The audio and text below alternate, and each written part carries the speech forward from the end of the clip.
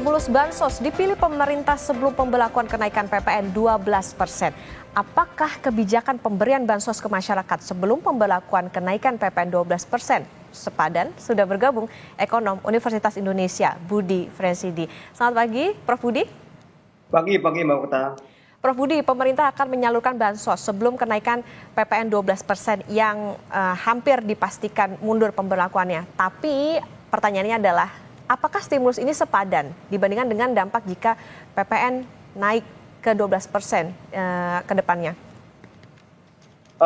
Pertama, namanya bansos itu bersifat sementara sehingga ya tidak akan sepadan dengan kenaikan yang akan berlangsung terus-menerus. Kedua, bansos selalu menyasar yang kelas bawah sehingga yang kelas menengah sudah pasti tidak berdampak, artinya yang makin terjepit saja pada akhirnya.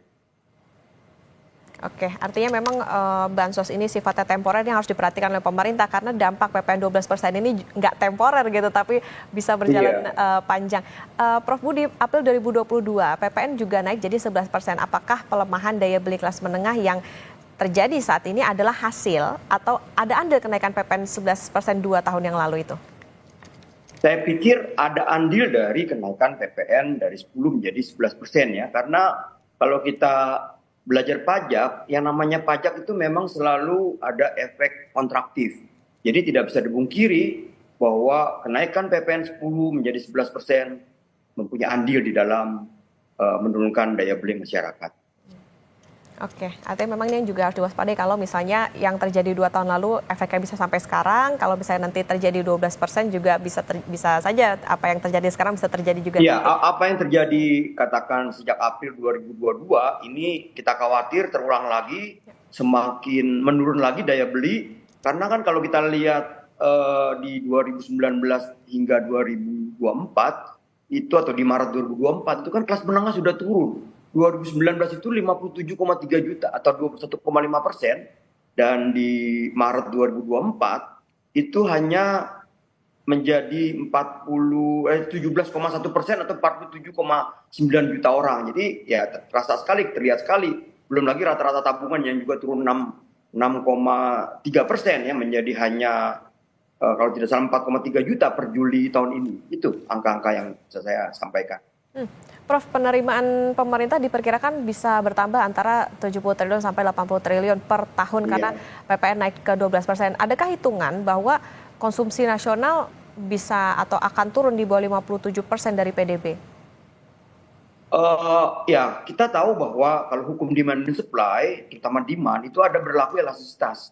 The higher the price, semakin tinggi harga, maka siap-siap quantity demanded, jumlah yang bisa ditransaksikan akan semakin turun. Sehingga sangat mungkin 57% akan turun menjadi, kita tidak tahu, kalau angkanya sudah pasti 50% lebih ya, menjadi 54 atau 55. Jadi bisa akan memberatkan GDP kita yang kita lihat beberapa kuartal terakhir juga 3 kuartal berturut-turut terus turun ya, terakhir kan 4,95% kalau tidak salah, walaupun rata-rata dari economic growth masih ya sekitar 5, tapi kan tren menurun ini kan akan terus terjadi kalau pemerintah tidak melakukan pertimbangan ulang untuk menunda ataupun bahkan membatalkan, tapi men-switch ke PPh badan yang mengembalikan katakan ke 25%.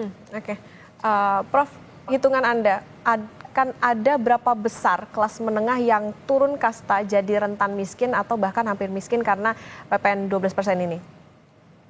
Saya pikir sebelumnya 21,5% turun menjadi 17,1%, tidak tertutup kemungkinan turun lagi menjadi hanya sekitar 15% kelas menengah ini, sehingga yang kelas di bawahnya itu akan lebih banyak, dan itu kan suatu yang menyedihkan ya untuk kita saksikan, terutama buat pemerintah yang ingin mengejar mensejahterakan dan sebagainya, mengejar target pertumbuhan ekonomi 8%, padahal konkretnya realitanya semakin banyak yang turun kelas. Itu kan kastanya turun kan menjadi ya suatu indikator yang kurang baik lah buat perekonomian kesejahteraan masyarakat.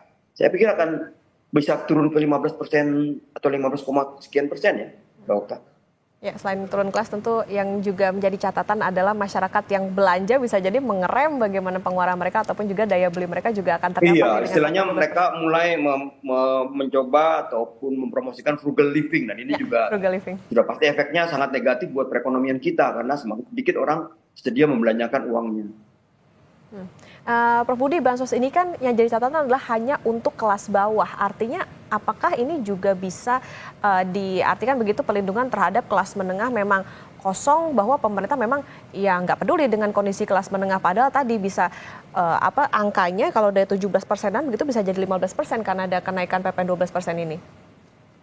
Iya, iya. Dan ini bukan saja fenomena pemerintahan sekarang ya. Jadi kita perhatikan mungkin sejak 1-2 kabinet terakhir ataupun 5-10 tahun yang lalu, kelas menengah itu benar-benar tidak mendapatkan perhatian dari pemerintah. Ya, sementara kelas atas itu katakan tax amnesty, PPh badan diturunkan, sementara kelas bawah bansos dan sebagainya. Sementara kelas menengah ini yang benar-benar menjadi semakin terjepit atau ya kita sebutnya struggling middle class lah. Oke. Jadi ini bisa menjadi perhatian bagi pemerintah. Kalau tadi kami sempat berbincang dengan kalangan pengusaha bahwa ini tidak hanya berdampak pada masyarakat tapi juga pengusaha, dan saat ini juga yang menjadi catatan adalah bansos bukan solusi yang bisa dipertahankan selamanya karena ini sifatnya temporer. Tentu yang jadi harus menjadi perhatian dari pemerintah adalah bagaimana melindungi kelas menengah, karena tadi ya Prof Budi, bagaimana catatannya adalah dari 17% bisa turun kelas nih masyarakat jadi ke 15% kelas menengahnya. Terima kasih Ekonom Universitas Indonesia Budi Frensidi sudah bersama di Kompas Bisnis. Sehat, sukses selalu, Prof.